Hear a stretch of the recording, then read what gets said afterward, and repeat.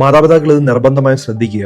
അതായത് പിസ്തയും മറ്റും നമ്മൾ കുട്ടികൾക്ക് കൊടുക്കുന്ന സമയത്ത് ഈ തോട് അവിടെയൊക്കെ ഇട്ടിട്ടുണ്ടാവും. അത് കുട്ടികളെടുത്ത് കഴിച്ച് അത് വലിയ അപകടത്തിലോട്ട് എത്തിക്കാം. ഇങ്ങനെ ഇടയ്ക്ക് ഒരു 3 വയസ്സുള്ള ഒരു കുട്ടി മരണപ്പെട്ടായിരുന്നു. അപ്പോൾ അതുകൊണ്ടാണ് ഈ ഒരു വീഡിയോ ഞാൻ ചെയ്യുന്നത്.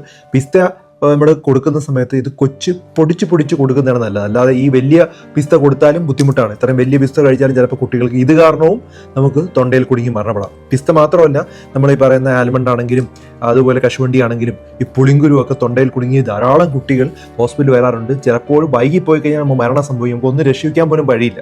അപ്പോൾ അതുകൊണ്ട് തന്നെ ഇത് ഒഴിവാക്കുന്നതാണ് ഏറ്റവും നല്ലത്.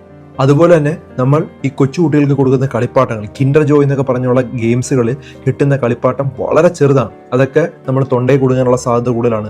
ഈ ചെറിയ ലെഗോ ഗെയിംസ് ഒക്കെ കൊച്ചു കട്ടകൾ വരുന്ന അതിൽ ലെഗോ ഗെയിംസ് ഉണ്ട്. ഒരു കാരണവശാലും 4 വയസ്സിൻ്റെ താഴെയുള്ള കുട്ടികൾക്ക് ഇത്തരത്തിലുള്ള ചെറിയ കളിപ്പാട്ടങ്ങൾ കൊടുക്കരുത്.